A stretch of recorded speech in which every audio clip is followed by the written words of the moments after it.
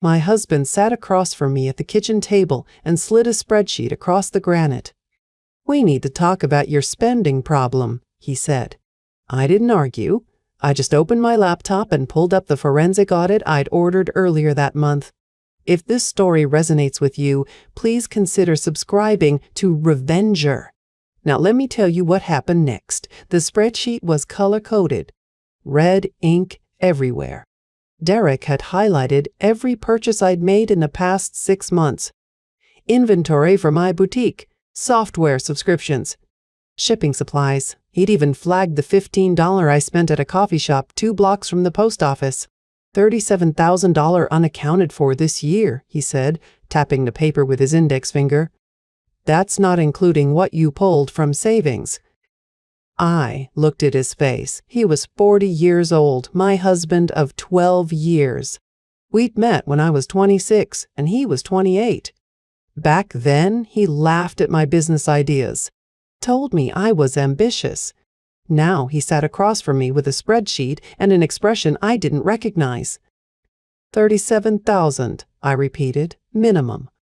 Linda helped me run the numbers. Of course she did. Linda Harrison, retired school principal, had been auditing my household finances for the past 4 years. She called it helping. I called it surveillance.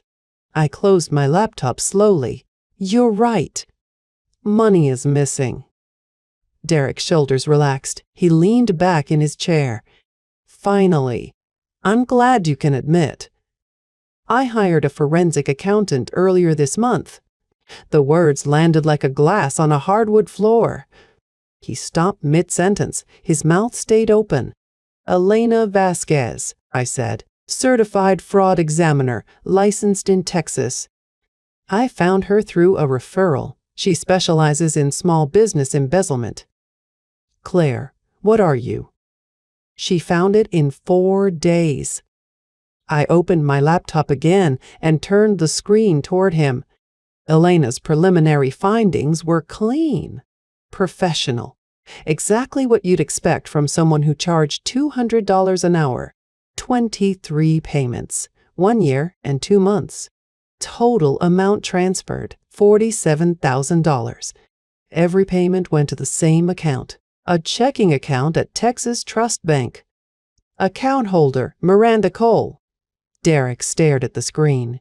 His face went pale, not the color of embarrassment, the color of someone who just realized the door behind them was locked. I don't understand, he said. Then let me help you understand. I scrolled down. October 15th, 2022. Transfer of $1,800. November 3rd, 2022. Transfer of $2,000 even. December 1st, 2022. Transfer of. Clint. 23 payments in 14 months. $47,000, all to a fitness instructor named Miranda Cole. Do you know her? He didn't answer. He just stared at the transaction log like it was written in a language he couldn't read. October 28th, I continued, just a few days ago. You accused me of reckless spending. You said I was irresponsible. You told Linda I needed to be put on a budget. Silence. I want you to hear what I'm about to say, Derek. I want you to hear it clearly. I closed the laptop. The money that was missing from my account wasn't spent. It was stolen. He started to speak. Something about a mistake. A misunderstanding. The words came out in a tumble, tripping over each other. That's not what it looks like. I stood up, grabbed my purse from the hook by the door. Then tell me what it looks like, I said. Because I have a meeting with Elena Vasquez tomorrow, and I want to make sure I have the full story before I tell her whether to file a police report. I left him sitting at the kitchen table.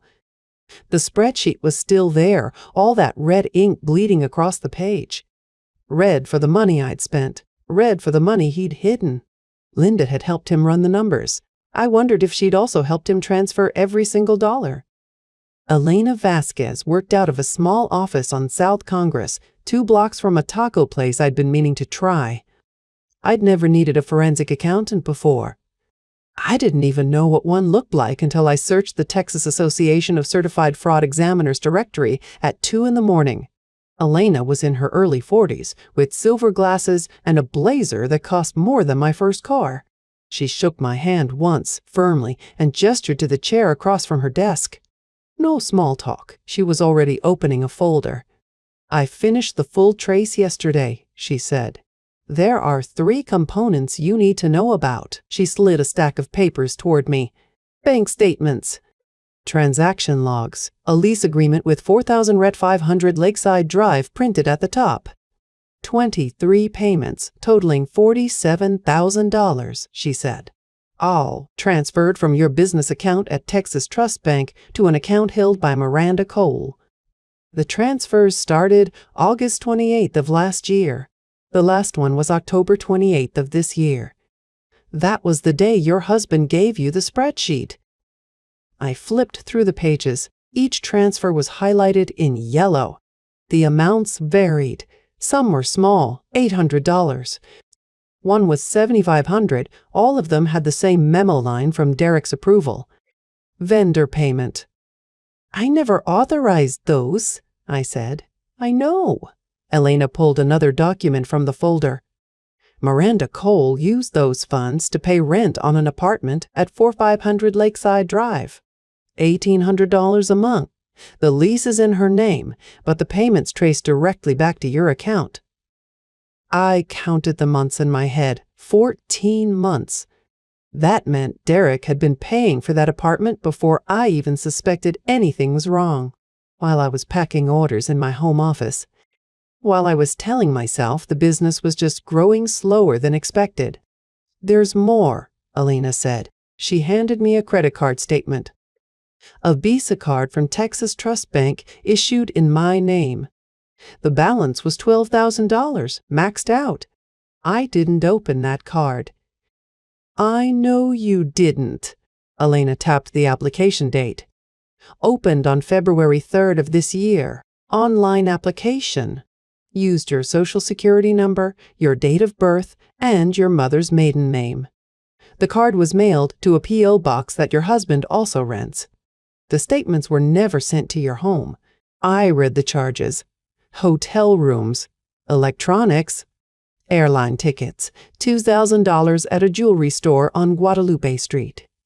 The card was co-signed," Elena said, "by Linda Harrison." I looked up. "My mother-in-law." Says here she's an authorized co-signer. She signed the application as a secondary account holder. The bank required a signature from someone with established credit, and your mother-in-law has a credit line that's been open for 30 years. She agreed. I thought about Linda auditing my household budget every month, criticizing my spending, demanding receipts for coffee shops and parking meters, all while knowing her son had opened a credit card in my name. "She's been hiding the statements," I said. "That would be my assumption." Elena reached into her desk drawer and pulled out a small digital recorder. "I have one more piece of evidence. This is a phone call made to Texas Trust Bank on October 20th of this year. The call was recorded by the bank's automated system for quality assurance purposes. I obtained a copy through a subpoena." She pressed play. A woman's voice answered. "Texas Trust Bank, this is Patricia. How can I help you?" Then Derek's voice, smooth and confident, the same tone he used on conference calls with his clients. "Yes, Patricia, this is Claire Harrison. I need to add an authorized user to my business account." Patricia asked for verification, my account number, my social, my date of birth. Derek answered every question without hesitation. He knew everything. He knew my social security number. He knew the security questions I'd set. He knew my mother's maiden name. "Can I have the name of the authorized user?" Patricia asked. "Miranda Cole." Patricia processed the request. Derek thanked her. The call ended. Elena stopped the recording.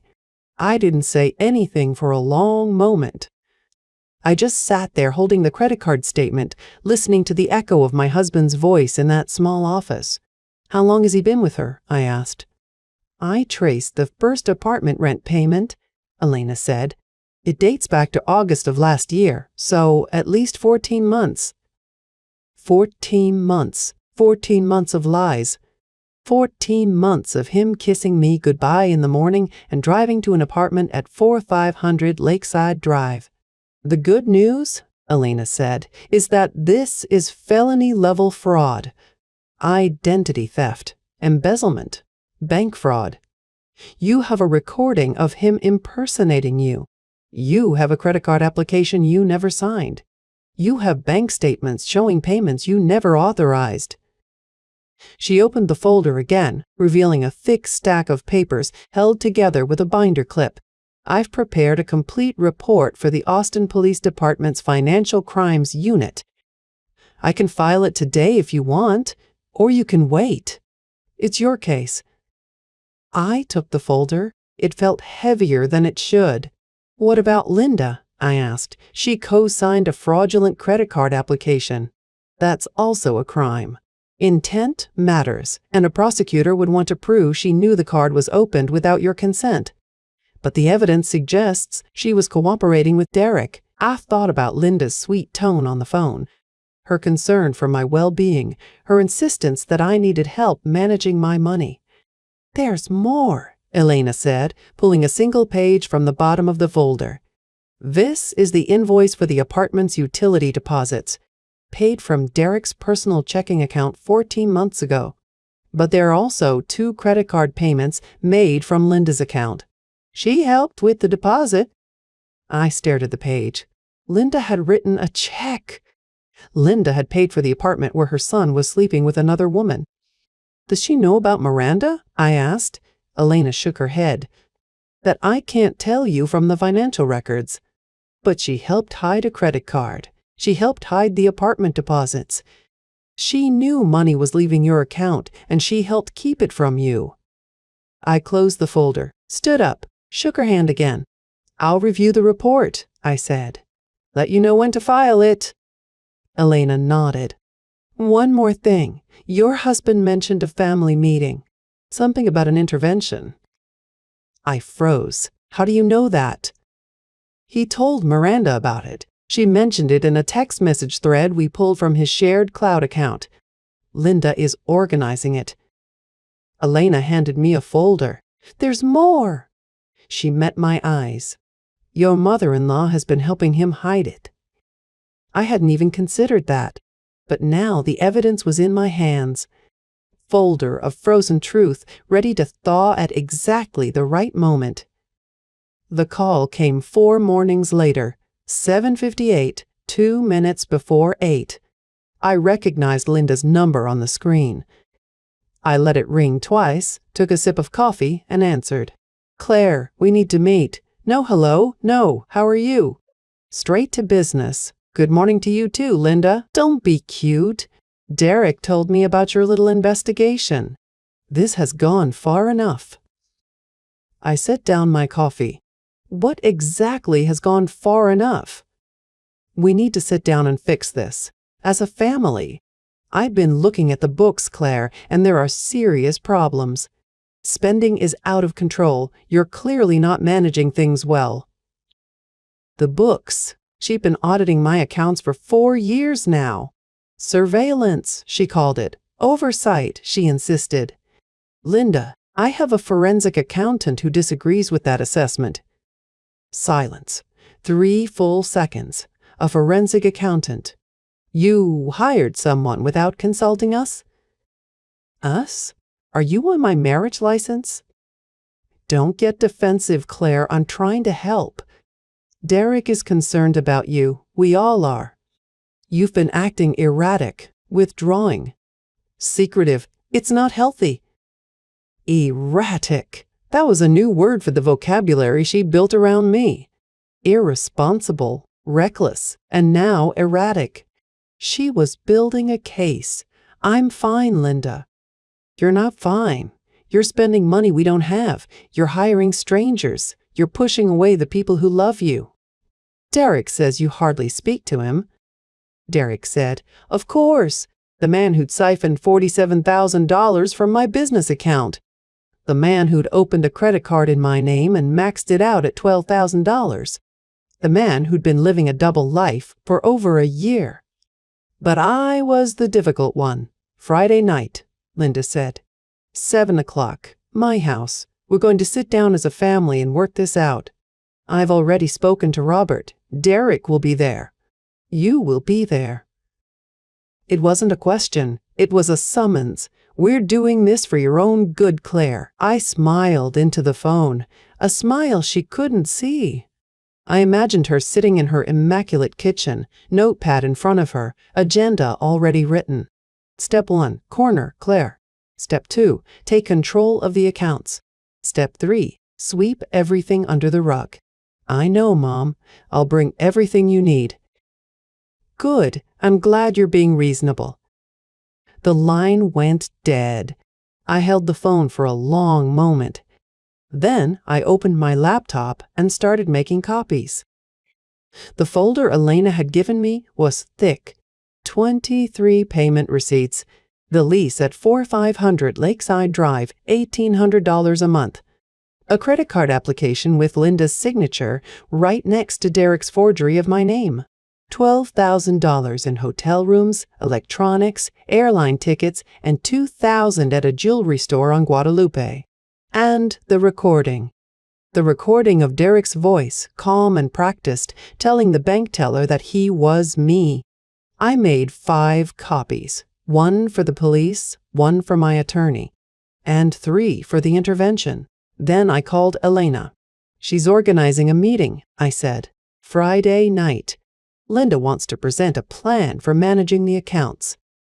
Elena laughed, a short, professional laugh. She actually thinks that's going to work. She doesn't know what I have. Does she know about the recording? No. And the credit card application with her signature? I'm keeping that for last. Elena was quiet for a moment. You know she'll try to spin it. She'll say she didn't know what she was signing. That Derek manipulated her. I know. You care? I looked at the folder. 23 payments. $47,000. $12,000 in debt I never authorized. A mother-in-law who co-signed the whole thing and called me erratic for noticing. No, I said. I don't care what story she tells. I only care about what the evidence says. I hung up, walked to my closet, pulled out the navy blue blazer I wore for investor meetings, laid it across the bed. Friday evening, Linda's house. The family, all together. I would dress professionally. I would speak calmly. I would let them present their plan, let them call me irresponsible one more time, let them show the room exactly who they were. Then I would open the folder. My phone buzzed. A text from Derek. Mom says you're coming Friday. Glad you're being reasonable about this. I typed back, of course, see you there. I added a heart emoji. Genuine, genuinely genuine. He would see it, think he'd won, and walk straight into the evidence I'd been building for weeks. 5 copies. 1 for each person who needed to understand that I had not been the problem. I parked my car in front of Linda's house at exactly 6:58 p.m., 2 minutes early. I wanted them to see me as eager, cooperative, ready to be managed. I sat in the driver's seat for a moment, watching the warm yellow light spill through the living room window. Inside, 3 people who thought I was the problem. 3 people who had no idea what I was carrying. The folder sat on the passenger seat beside me. 3 copies inside. I touched the tab once, then picked it up and walked to the door. Linda opened it before I could knock. She wore a cream-colored sweater and a smile that didn't reach her eyes. She looked me up and down, taking in my black pants, my gray sweater, my flat shoes. No jewelry, no makeup except mascara. I had dressed for utility, not performance. Claire, she stepped aside. Come in, we have a lot to discuss. The house smelled like cinnamon candles and coffee. Linda led me to the dining room. The table was set with neat stacks of paper. 3 binders, color-coded, a pitcher of water. 4 place settings like this was a board meeting. Derek sat on the far side. He stood when I walked in, then sat back down. His fingers tapped the glass in a nervous rhythm. He watched me. Robert was already seated at the end of the table. He wore his old cardigan, the one with the leather elbow patches. He stared at the tablecloth like it held the secrets of the universe. "Take a seat, Claire." Linda gestured to the chair directly across from her. "The hot seat. I took it. I'll start," Linda said. She opened the binder in front of her. "We've been concerned for some time, Derek and I. Your spending has been erratic, and the business account shows serious gaps in accounting.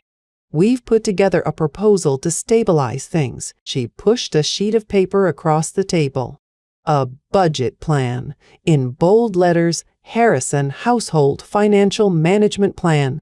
The first point read, "Transfer all business accounts to sole management of Derek Harrison, effective immediately." The second point, "Claire Harrison will receive a monthly allowance of $500 for personal expenses." The third point, "All household purchases must be pre-approved by Derek or Linda Harrison." I read every word. Then I looked at Derek. He was watching me, waiting for me to cry. His phone sat next to his water glass, face up. I could see the lock screen. A generic mountain photo. Not a picture of us. Not anymore. "Mom put a lot of work into this," Derek said. His voice had that smooth salesman tone. "We think it's the best way to get things back on track." "The best way," I repeated. Robert reached for his water. His hand shook slightly. He didn't say a word. Linda continued, "We also feel it would be wise for you to see a therapist, Claire. The financial irresponsibility often masks deeper issues. I've taken the liberty of printing a list of providers." She slid another sheet across the table. "A list of names, 5 therapists, all women, all in network with my insurance." I looked at the list. I looked at Linda. I looked at Derek. Then I opened my folder. "I brought something too," I said. Linda's eyes narrowed. "Claire, this isn't a negotiation. This is an intervention." "I know." I pulled out 3 smaller folders. Each had a label, one for Derek, one for Linda. "One for Robert. I brought exactly what you wanted." "Evidence." I placed Derek's folder in front of him. Copies of the 23 payment receipts, the lease for 4,500 Lakeside Drive, screenshots of your text messages, your mother's name on the credit card application. I placed Linda's folder in front of her. "Your co-signed credit card statement, the bank records showing the apartment deposits, a summary of every conversation you had with Derek's mistress. I have those because your son kept detailed notes. He's very organized." Robert's folder. I sat down without comment. He looked at it. He didn't touch it. "This is absurd," Linda said. "You're projecting. I pulled out my phone. I opened the audio file. I pressed play. Derek's voice filled the room. "Yes, I'm Claire Harrison. I need to add an authorized user to the business account." A pause. The muffled voice of a customer service representative. Then Derek again, smooth and practiced. "My husband's assistant, Miranda Cole. She handles my books now." The recording continued. Derek's voice, warm, convincing, a voice he used with strangers. The voice that had charmed me once, 12 years ago. The voice I was learning to forget. I watched Derek's face drain of color. He looked like someone had poured cold water down his spine. His mouth opened, closed, opened again. "That's not what it sounds like," he said. Linda slammed her hand on the table. "This is a private matter. We don't need to." I held up my hand. "I'm not done." The recording clicked off. Silence pressed into the room. Robert stared at his folder. His hands were on either side of it, but he wasn't opening it. "You wanted to be responsible with my money," I said.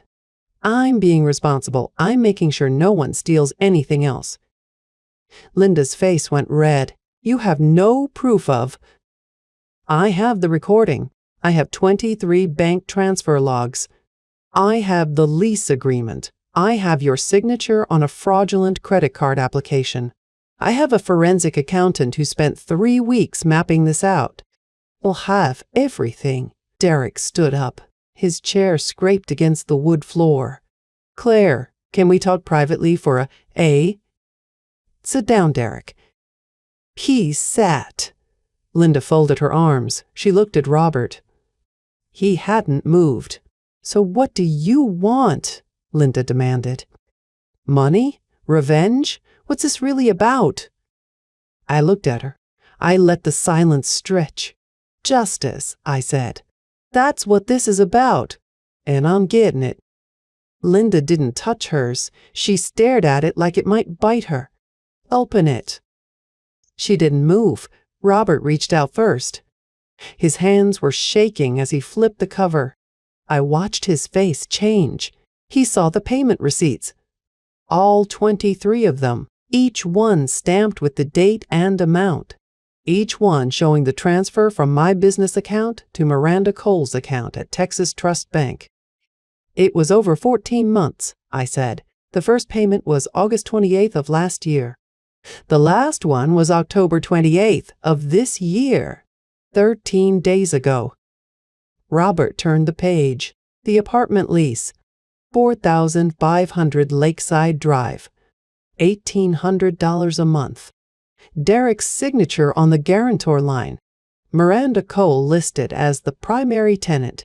"He's had an apartment for over a year," I said. 14 months, actually. The first rent payment went out in August of last year.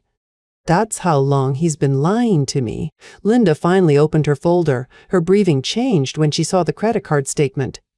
$12,000. Maxed out. My name at the top.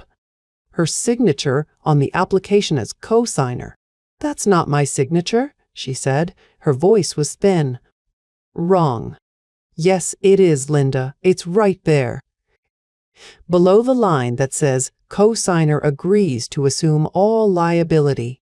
You signed it. You knew Derek was opening that card in my name. You helped him hide the statements." "I never—" "I have the application," I said. "I have your signature. I have the post office box where the statements were sent. A box Derek rented in February of this year." She closed the folder. "Set it down slow. This is absurd. I'm not finished." I reached into my bag and pulled out the last thing, a manila envelope. "Official. Sealed." I slid it across the table to Derek. "What's that?" he asked. "Open it." He hesitated, staring at the envelope before opening it. Divorce papers, 23 pages, one for every payment he stole.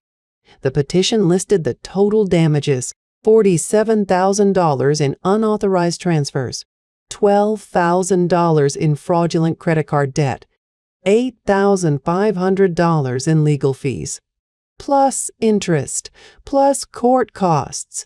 Derek flipped through the pages. His face went white. "I filed this morning," I said. "Before I came here. It's already on the docket." "You can't," he said. "I did." Linda stood up. "You filed for divorce without talking to anyone? Without giving him a chance to explain?" "Linda, sit down." "She's your wife, Claire. You don't just throw away 12 years of marriage over—" "Over what?" I asked. "Over $47,000? Over an apartment on Lakeside Drive? Over a credit card opened in my name? Over a recorded phone call where your son pretended to be me so he could add his girlfriend to my bank account?" She didn't answer. "Sit down, Mom." Linda sat. I turned to Robert. He hadn't said a word. He was still staring at the papers in his hands. I watched his jaw tighten. His eyes were wet. "I'm sorry, Claire," he said. Quiet. Barely a whisper. "I knew." He didn't answer. That was answer enough. Linda started talking again. "This doesn't have to go to court.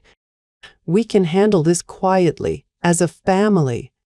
Derek can get help. He can.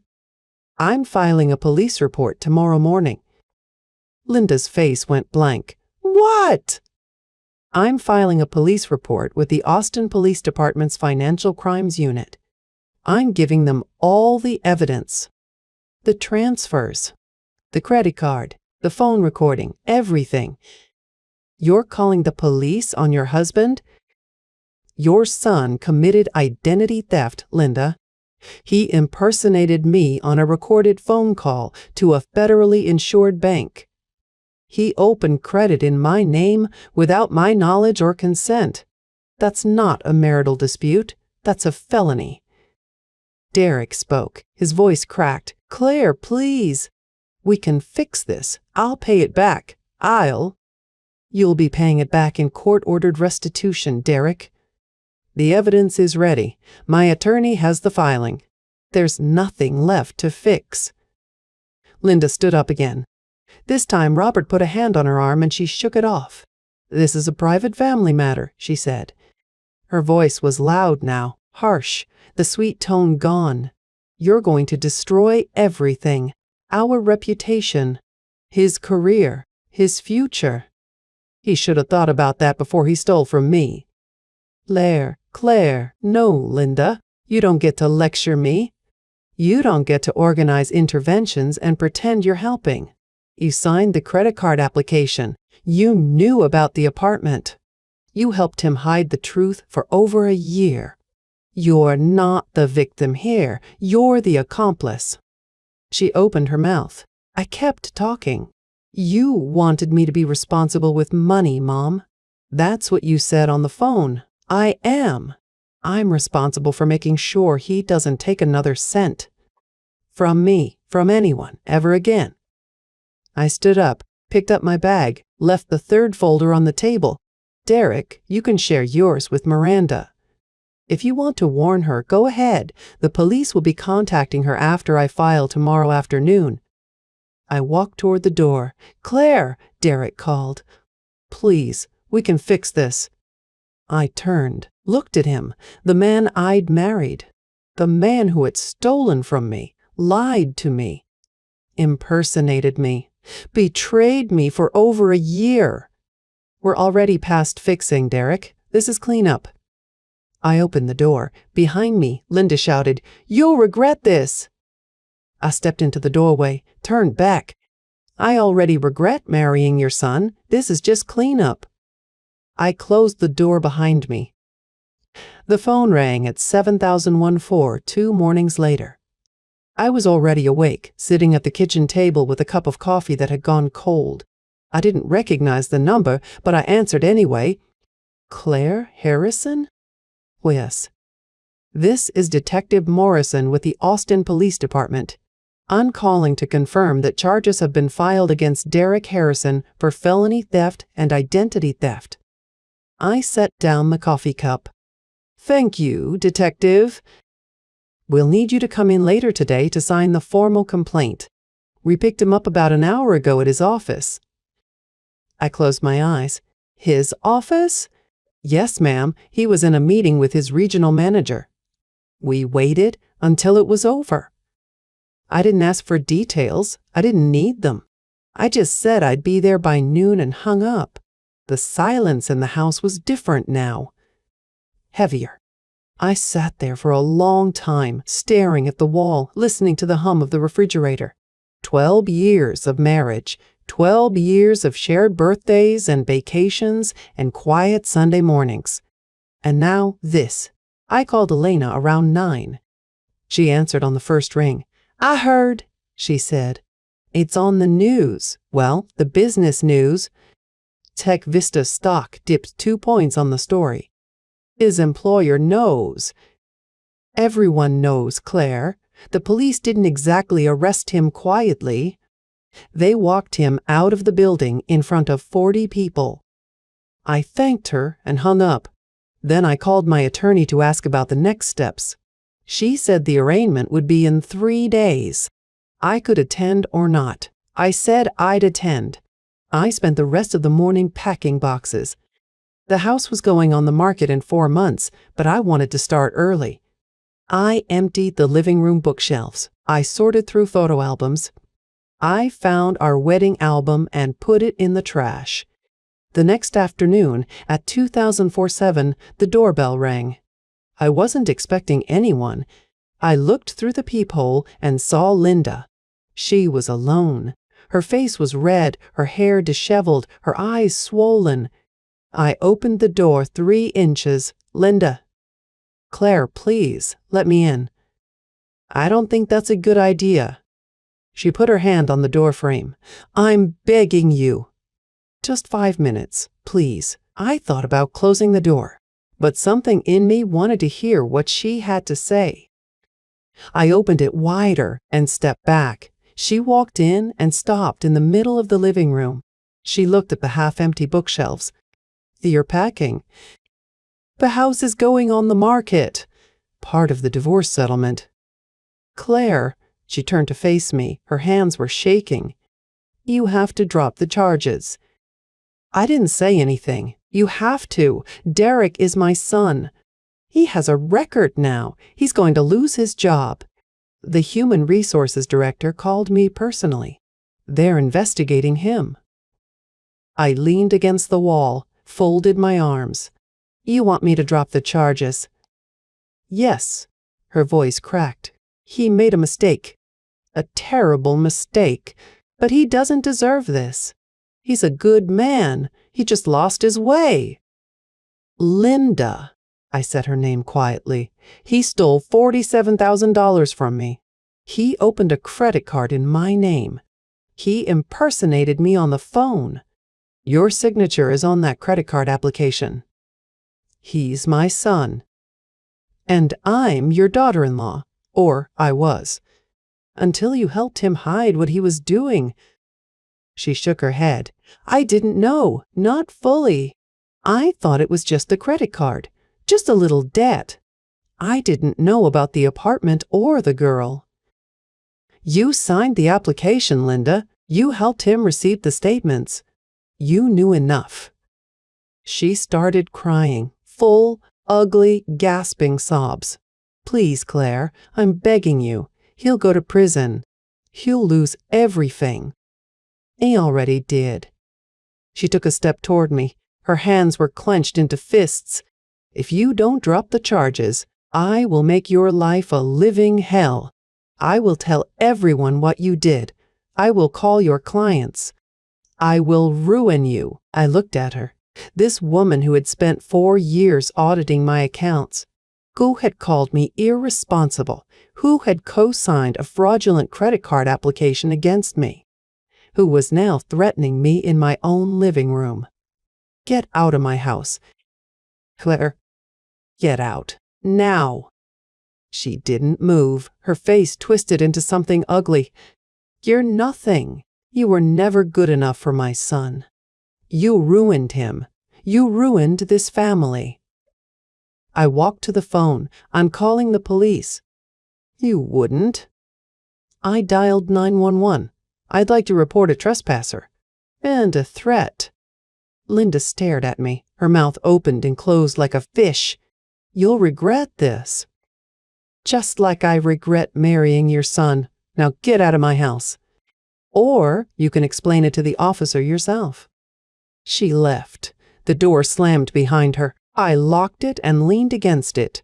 2 squad cars arrived 15 minutes later. Linda was sitting in her car at the end of the driveway. The officers spoke to her. Then one of them knocked on my door. "Ma'am," she says, "she just wanted to talk." "But you're reporting a threat?"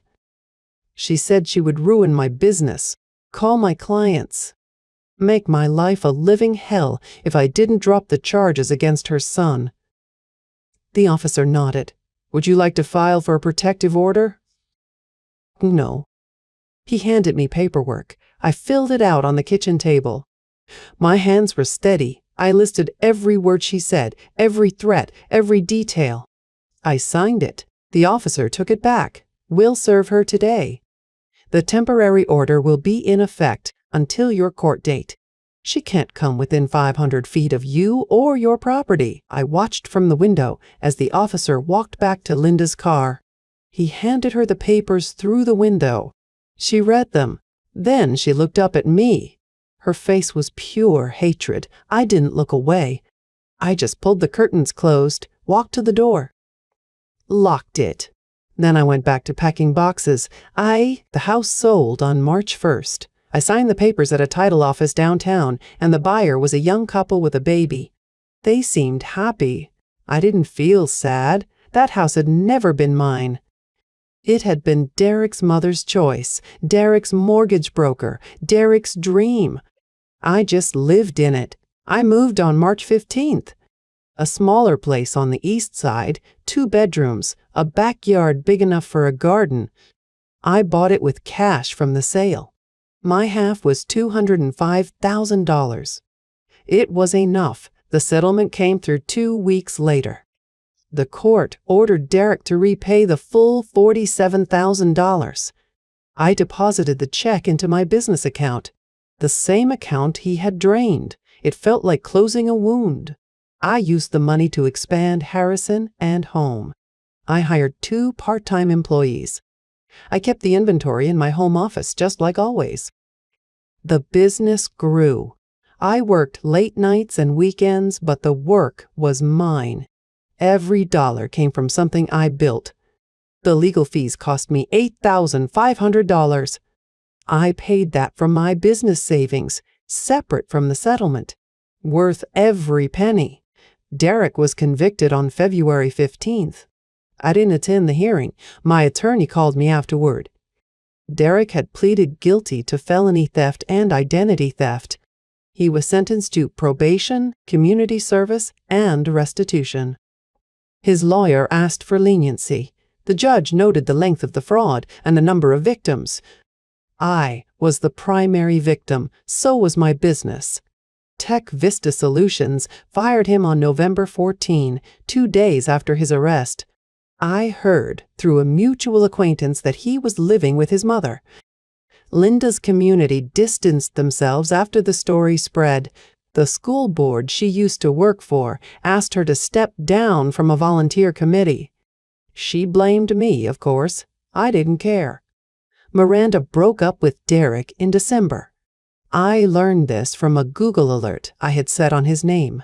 She posted a photo on Instagram with a new man, tagged at a resort in Cabo. She looked happy. I imagined she would find someone else to fund her lifestyle. That wasn't my problem anymore. In February, I started a support group. I called it Financial Freedom Circle. It met once a month at a community center on Airport Boulevard. The first meeting had 3 women. They sat in folding chairs, hands around paper coffee cups. I sat at the front and told my story. I did not tell it for sympathy. I told it so they would know what was possible. I told them about the spreadsheet, the forensic audit, the recording, the intervention. I showed them the folder I had kept with the payment receipts and the lease and the credit card statement. I passed it around. They touched it like a relic. One woman spoke after me. Her husband had taken $70,000 from their joint savings. She had found out 3 weeks ago. She had not told anyone, not even her sister. She thought she was stupid. I told her she was not stupid. I told her she was trusting, and someone had taken advantage of that trust. I told her about Elena's number. I told her about filing a police report. I told her that the shame did not belong to her. She started crying. I let her cry. The group grew. By May, we had 12 regular members. I kept the meeting simple. No fees, no agenda, just stories and resources. I printed out checklists for what to do when you find out someone has stolen from you.